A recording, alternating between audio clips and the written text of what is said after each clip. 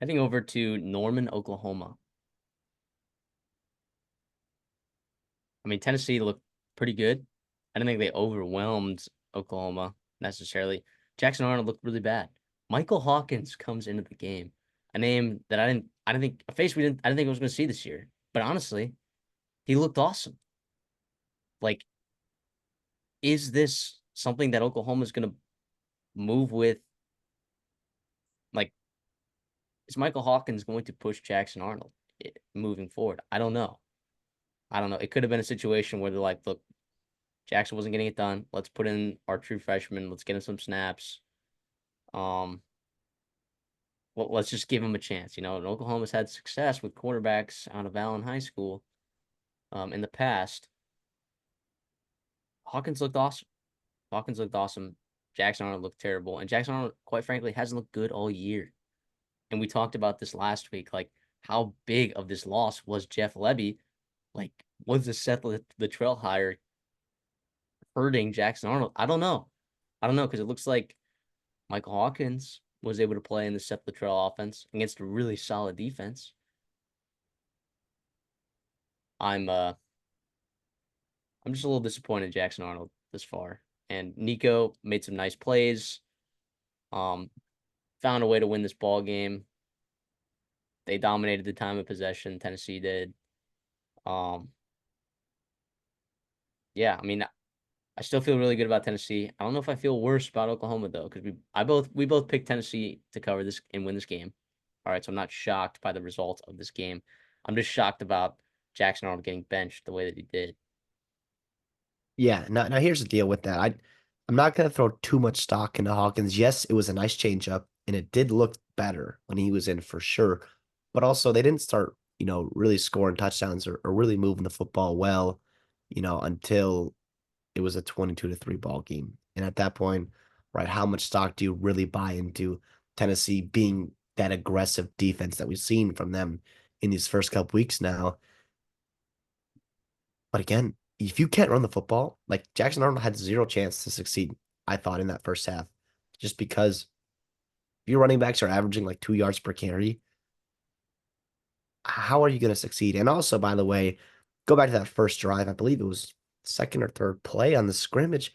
You had that false start, or you had the neutral zone infraction, basically, where if it was just offsides and the play continued, it's probably a touchdown for Brennan Thompson. And this game looks completely different, I think.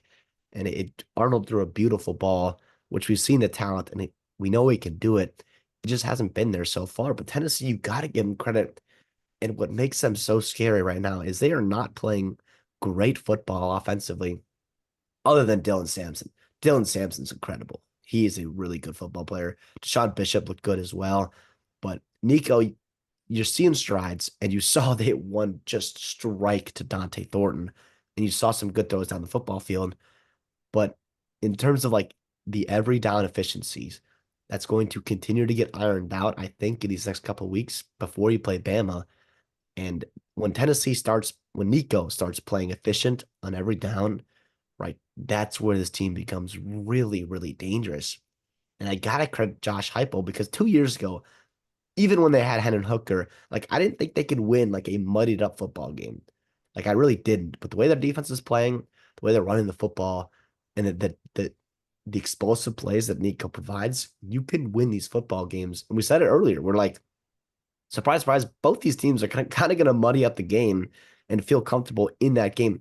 Ton of credit goes to Oklahoma and their defense. Their defense flew around. Mm-hmm. They were awesome, and they gave Tennessee hell, right, for 3 quarters there, and really, I guess all 4 quarters, and wasn't getting much help offensively.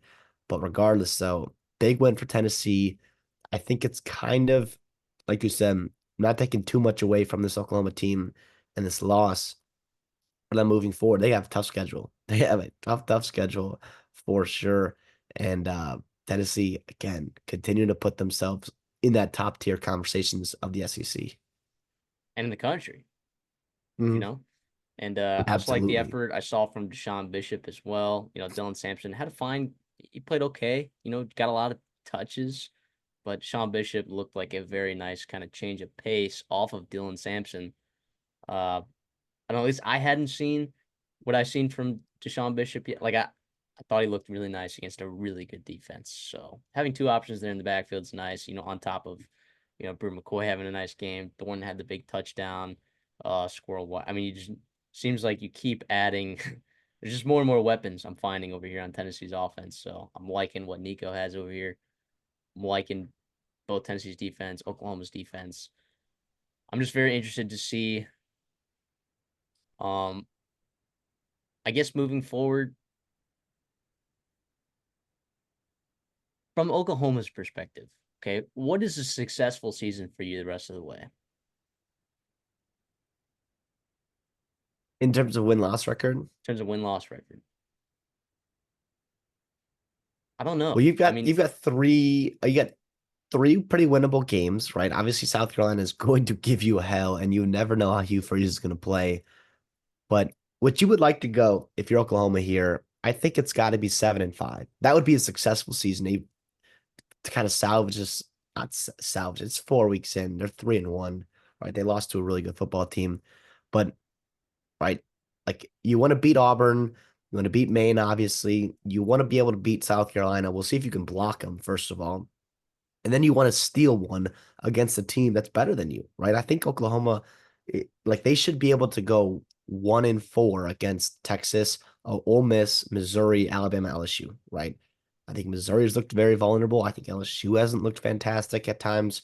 Alabama, I think we still don't know about them. And same with Ole Miss too. They haven't played nobody. So we will see, obviously.